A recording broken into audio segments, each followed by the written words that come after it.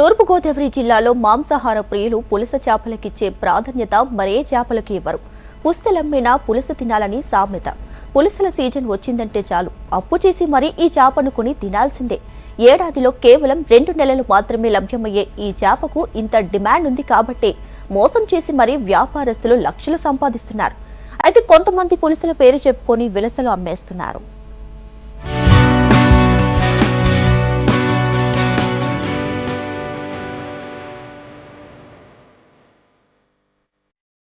గోదావరి జిల్లాలో పులసల సీజన్ మొదలైంది.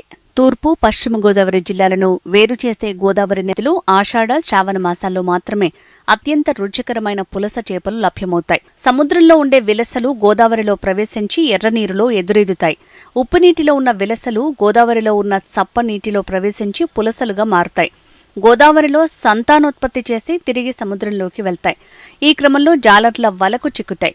గోదావరి ప్రవాహానికి ఎదురెదటంతో పాటు ఒండ్రుమట్టి, గోదావరి నురుగు తినటం వల్ల వీటికి అద్భుతమైన రుచి వస్తుందని స్థానికుల నమ్మకం. జాలర్లు జూలై, ఆగస్టు నెలలో దొరికే తళతళ మెరిసే వెండి రంగులో కనిపించే ఈ చేపల కోసం ప్రత్యేకమైన వలలు తయారు చేస్తారు. వీటి గమ్యస్థానం కూడా ధవళేశ్వరం వరకే కావటంతో అక్కడే ఎక్కువగా జాలర్లకు ఇవి లభ్యమవుతాయి. తర్వాత బొబ్బర్లంక, యానాంలో పులసలు ఎక్కువగా దొరుకుతాయి. దూర ప్రాంతాల నుంచి కూడా ఇక్కడికి వచ్చి పులస చేపల్ని కొంటారు. ప్రస్తుతం కిలో బరువున్న పులస చేప 2000 రూపాయలు పలుకుతోంది. చేపల పాట పెడుతూ ఉన్నాం. ఈ సంవత్సరం కొద్దిగా ఎర్లీగా చేపలు రావటం జరిగింది. ఈ సంవత్సరం కలకనీరు కూడా రాత్రే వచ్చింది. కానీ 4-3 రోజుల నుంచి గోదావరి చేపలు వస్తున్నాయి. ఈ చేపలు కూడా రేటు కొద్దిగా అనుకూలంగానే ఉందండి. 5000-6000లో ఉన్నాయి. ఇంకా ఈ చేపలు పెరిగి కొలిది అంటే చేపలు పెద్దవి అవుతాయండి. ఇప్పుడు చిన్న సైజు నడుస్తుంది. పెద్ద సైజు అయ్యి కొలిది 10,000, 15,000, 20,000, 25,000 కూడా నడుస్తుందండి చేప. ఇప్పుడు స్టార్టింగ్లో కాబట్టి ఇంకా ఎవరికి తెలియదు కాబట్టి ఇప్పుడు 5,000-6,000 నడుస్తుందండి. నా పేరు శరత్ కుమార్ అండి. చేరుగునేపల్లి నుంచి వచ్చాను. ఇక్కడ యానం నుంచి మాకు 23 కిలోమీటర్ల దూరం ఉంటుంది. మీ ప్రతి సంవత్సరం పులసలు కొంటూ ఉంటాం. ఈ సంవత్సరం కూడా కొన్నాను వచ్చాం. ఈ చిన్న చేప దగ్గరగా 2,000 రూపాయలు పలికింది. సో సామాన్యుడు ఈ రోజుల్లో పులస కొనాలంటే చాలా భారంగా ఉంది. మాకు ప్రతి సంవత్సరం పులస తిన్న అలవాటు కాబట్టి ఇలా కొనుక్కోవాల్సి వచ్చింది. ఒక మధ్య తరగతి వాళ్ళు ఈరోజు కొనాలంటే పులసకి చాలా భారంగా ఉంటుంది. ఏదోటి ఉన్న దాంట్లో సర్దుకోవాల్సిన పరిస్థితి ఈ రోజుల్లో ఉంది. సాధారణంగా ఈ ప్రాంతంలో లభ్యమయ్యే పులసలు స్వచ్ఛమైన గోదావరి పులసలుగా పరిగణిస్తారు. దీంతో అధిక ధర పలుకుతాయి.